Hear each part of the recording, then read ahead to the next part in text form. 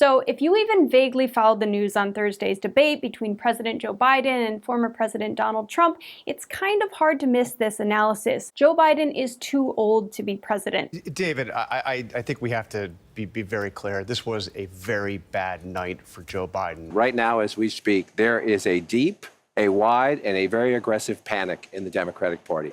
There's a real concern here tonight that there's been some real damage done that cannot be undone. There has been a uniformly negative reaction to Biden's performance tonight. His job was to calm his party, to make them feel that, yes, I can do this. I have 4 more years in me. He did not do that. He did the opposite of that. He made them more panicked. Tonight, there are signs that some elected officials in the party may be at least talking about going to the White House and the Biden campaign and saying he's got to rethink whether he should be the nominee. Welcome to Newspeak. I'm Holly Kellum. Now, if you ask Biden how his debate performance was, he would say, I think we did well. Do you have any concerns about your performance? No, it's hard to debate a liar. And if you asked his wife, well, she would say, you did such a great job. You answered every question. You knew all the facts. Now, as bad as that was, it wasn't like Joe Biden had no situational awareness about his performance. I don't debate as well as I used to. But I know what I do know. I know how to tell the truth.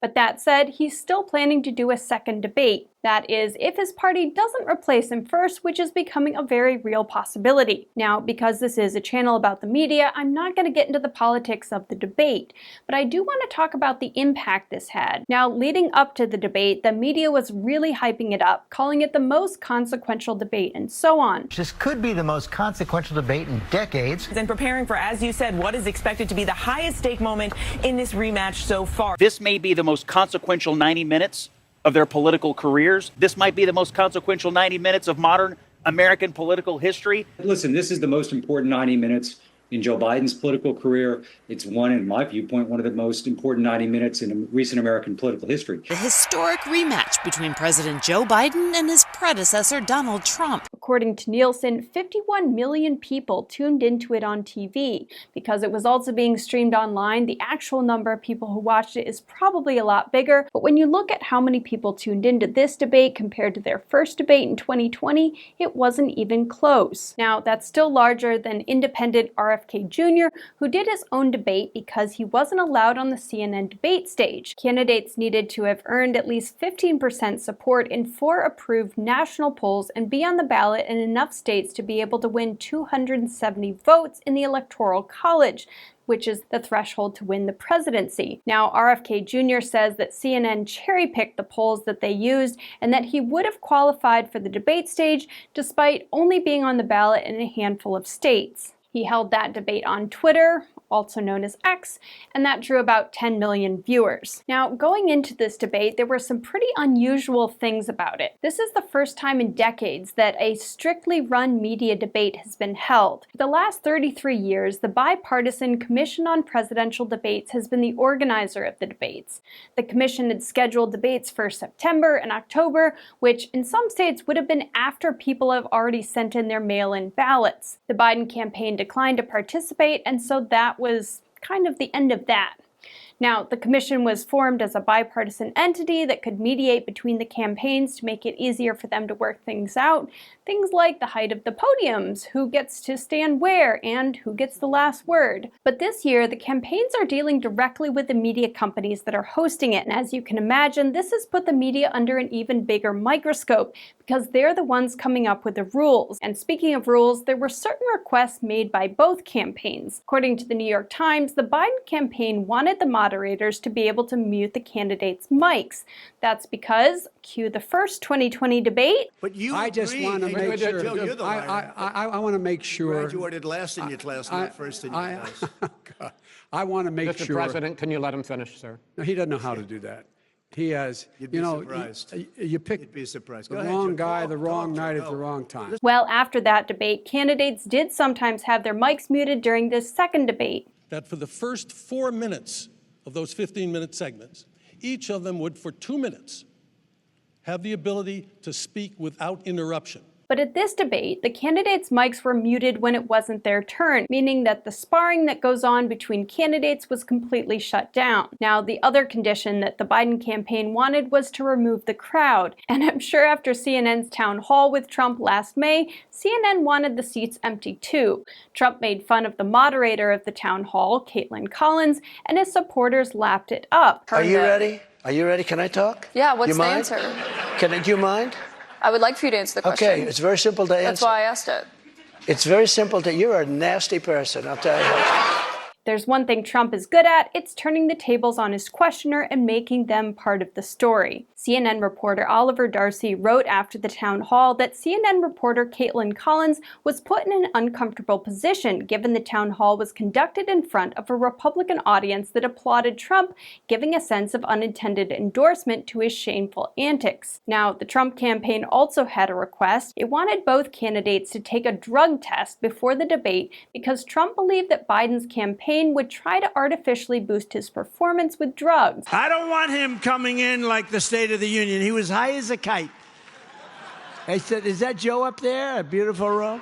CNN did not do drug tests, at least as far as we know, and judging by the reaction to Biden's performance, he didn't seem to be on anything.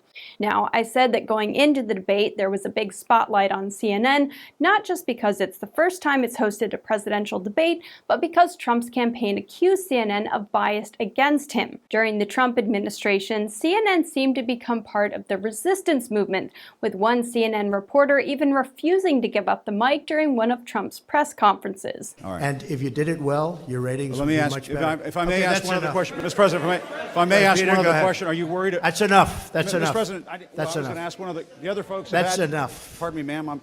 Mr. President. That's enough. Yeah, it got that bad. Now, after Trump left office, it seemed like CNN was trying to appeal to more moderates and conservatives, which is probably why it seemed to extend an olive branch by hosting a Trump town hall. However, not too long after that town hall, CNN's CEO Chris Licht, who made the decision to host the town hall, was fired. So maybe an olive-y branch. Now, the other piece of history you should know going into the debate was that just a few days before the debate, a CNN host cut off a Trump spokeswoman mid-sentence when she started talking about CNN's bias against Trump. Take a listen. What do you expect from Joe Biden? Well, first of all, it would take someone 5 minutes to Google Jake Tapper, Donald Trump, to see that Jake Tapper has consistently frequently likened President Trump to Adolf Hitler. Ma'am, I'm going to stop this interview if you continue to attack my colleagues. I would like to talk about Joe Biden and Donald Trump, who you work for. Yes. If you are here to speak on his behalf, I am willing to have this conversation.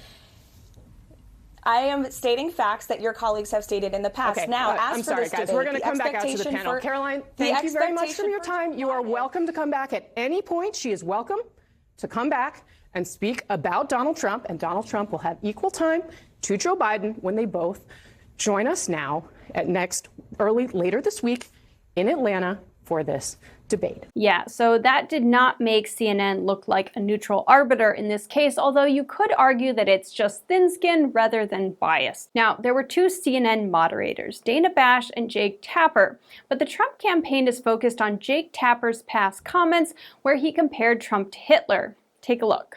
Dehumanizing rhetoric of Adolf Hitler is once again alive and well on a national political stage. This time, of course, in the United States. Donald Trump, a couple times over the weekend, referred to immigrants from South America, Africa, and Asia.